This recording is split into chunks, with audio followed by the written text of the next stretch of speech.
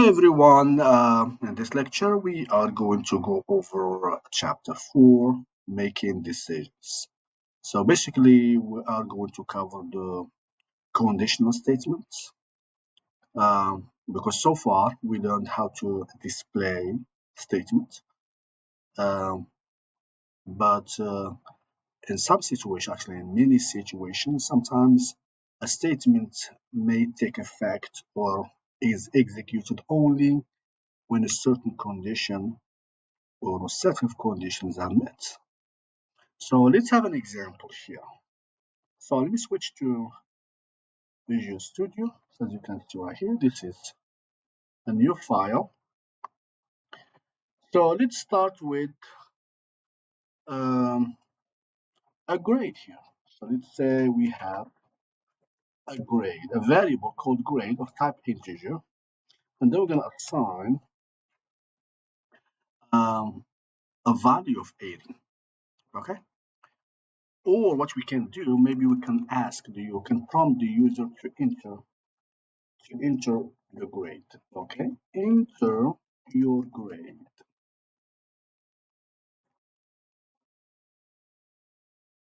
So let's declare a variable, a grade, and then we are going to get that information, the value of the grade from the user grade. Now, let's say I want to print a statement based on whether the student is passing or not. So I'm going to put here if, and then you put the condition inside the parentheses. If that condition is true, then something will happen. Else, that means if it's false, then something else would happen. So if grade is higher or equal than 70, so here assuming that the passing grade is 70 and up. So if it is higher or equal than 70, then I'm going to print something. Let's say, congratulations, you passed, for example. Okay, so let's run the program. We're not done yet, but we let's run the program at this point. So the program is going to prompt the user to enter a grade. So enter the grade. So if I enter 90 and hit the enter key, congratulations, you pass. Why? Because the condition is true. Okay. Now what about if I enter a grade less? Let's say 65. As you can see, nothing happened. So the statement was not executed because the condition is false. So this statement right here, it's we call it a Boolean statement. That means it's a statement that yields or returns either true or false. Okay. Now I can put else. That means here. That means else means automatically that if this condition is false, that means what's the opposite of higher or equal than 70 is less than 70. So else means automatically that this condition is false. It's not higher or equal than 7. So I'm going to put another statement, which is, sorry, you failed. Okay. So now let's run the program. Now we have two statements. Only one of them will take effect. Only one of them is executed, depending on the condition. If the condition grade higher or equal than 70 is true, then the program will execute the statement and then ignore or skip the else statement. And then if the condition is false, then the program will skip the first statement and then execute the else. But only one of them. There is no way both of them will be executed. So let's run the program and then see.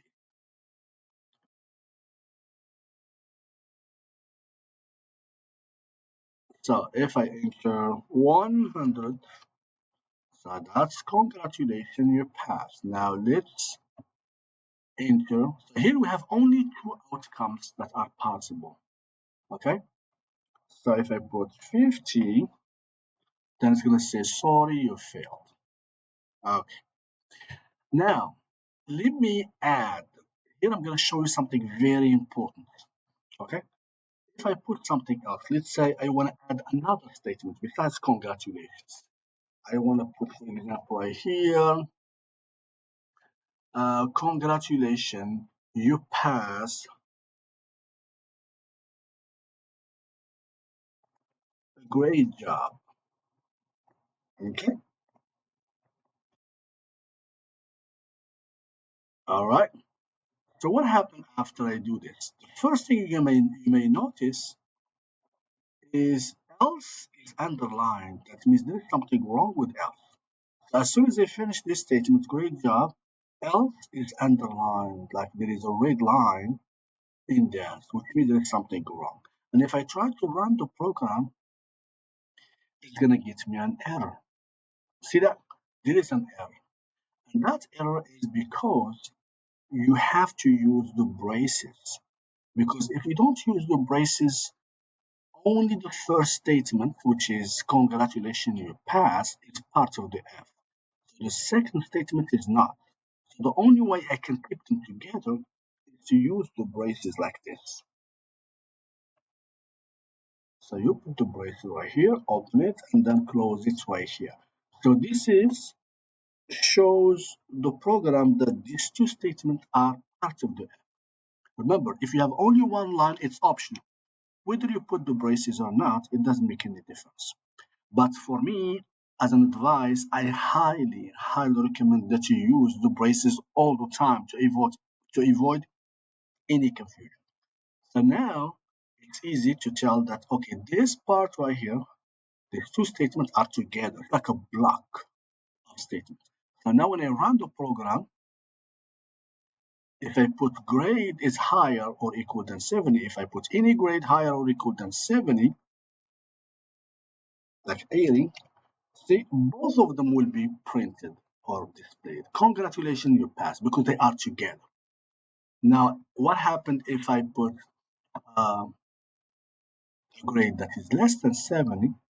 So let's say 60. So the sorry you failed will be printed. Okay. And then the same thing here. Be careful here. If I add uh, another statement here and I put, let's say, sorry you failed, um, you you need to work harder, for example. Okay? I want you to pay attention here. So if I run the program and then I put a grade, let's say, that is higher than 70, look what's going to happen. Pay attention. See, it says, congratulations, you passed. Great job. And then it adds, you need to work harder. Well, that you need to work harder should not be there because the student is passing. Okay? So you have that problem because now, because of the absence of braces, only the first statement, sorry you failed, is part of the else. So it's like you need to work harder will be printed no matter what, whether the grade is higher or equal than 70 or less than 70. So the only way, because now if I run the program and then I put a failing grade, it will show you. It will show regardless. So if I put 40 here, they're gonna say, sorry you failed, you need to work harder. You can see you need to work harder because so to avoid that problem, just like what we did with the first one, make sure you have the braces like this. So first one, it makes easy to read the program because it's kind of organized and structured and aligned. And also it shows the program that this is the beginning, this is the end of the statements or block of statements. Okay. So now it's working fine. If I run the program, it will show congratulations, you passed, great job if the grade is higher or equal to 70. So let's start with the first one, 90. Say congratulations, you passed, great job. And then if I run the program with the failing grade, it's gonna show the other two statements. Okay. Okay, sorry you failed, you need to work harder. All right, now let's add one more thing to this program. Let's assume that I want to give a special prize to students who made A, like 90 and up. Only for these people. I mean, they still, I mean, passing, but I want to reward the highest, the students who excelled. They got A, 90 or above. So to do that, I'm going to have to put another F. It's called nested F. That means right here, because this is people who pass. I'm not going to put it here because else is for people who fail. That means you have to pass first. And then congratulations, you passed. Then inside, I'm going to put if the grade, in addition that is higher or equal than 70, if it is higher or equal than 9, then I'm going to say something else. But this is only for special type of students, for the students who excel. So I'm going to put say out. I'm going to put, oh, you, we will have a pizza party, for example. Okay. So if you get a grade that is not higher than 90, you're not going to get this message. So let's run the program and see.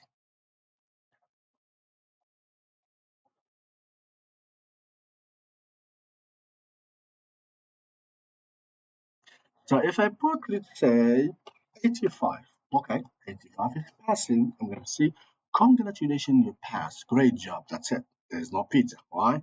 Because that's not high enough. We have to get 90 or above. See that?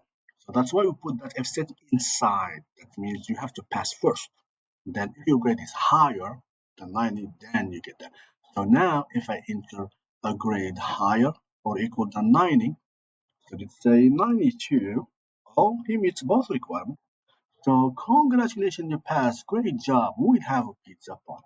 And then the same thing for the failure. Let's say I want to send a special statement for people who did so bad. Let's say if the grade is less or equal than 50, anybody who got less than 50, I want, like, let's say, their parents to know. So I'm going to put here, your parents will be notified, for example. Okay, so it's the same thing. This is for people who failed, but they are kind of close, like 60, 65, 69, 68. They're going to get only the first two states. Sorry, you failed. You need to work hard. But if you did so bad, less than 50, then in addition to these two statements, they will get statements that their parents will be notified. So let's run the program and then start with some with students who is close. That means well, he failed, but he grade is close. So if I put, for example, 67, sorry, you failed. You need to work harder. But their parents will not be notified. But if the grade is so low, then so if they put 45 and then I hit the enter key, sorry you failed, you need to work harder, your parents will be notified. Okay? Now, before I end this lecture, I need you to be aware of a few things, like common mistakes people make. The first mistake people sometimes they put I capitalized. When you put I capitalized, it's not gonna work. Okay? Make sure it's lowercase. The other mistake, a very frequently made mistake, is people sometimes they put semicolon. And the reason they put that because we got used to put semicolon at the end of every statement. So sometimes by mistake they don't pay attention and they put. So what happened if I put semicolon here? So let's run the program and see what happened. First one, you have a problem else because you put semicolon here. It's like you are separating else from the F. Because what is semicolon? Semicolon means the end of something. But here we are not finished. Like when you say, if the grade is higher or equal than 70, is the statement complete? No. It's like if I say, for example, to my student, listen, if you don't turn in your work by the end of class, and then I just take off. Is that a complete statement? No. So they're waiting what he's going to do. He's going to call my parents. He's going to do this. He's going to do that. So here it's not complete. So we are not supposed to put semicolon here. And the same thing for else. Don't put that. So there's an error here, and the program is not going to even run because what happened is it's going to say something like else without F because you separated. Now they're not together. Because if you don't put semicolon here, they are together, right? Because there is F and there is else. But when you put semicolon, you are separating the two. You are creating like a barrier between them. So be careful that you don't put semicolon at the end of F statements or else. Okay. So we're gonna have more lectures about the F statements. We're gonna be talking about the else F, the different types of conditional statements. We're gonna learn about the switch statement, which is an alternative to F statement, and then a variety of like different types of conditional statements. Okay, so thank you for watching.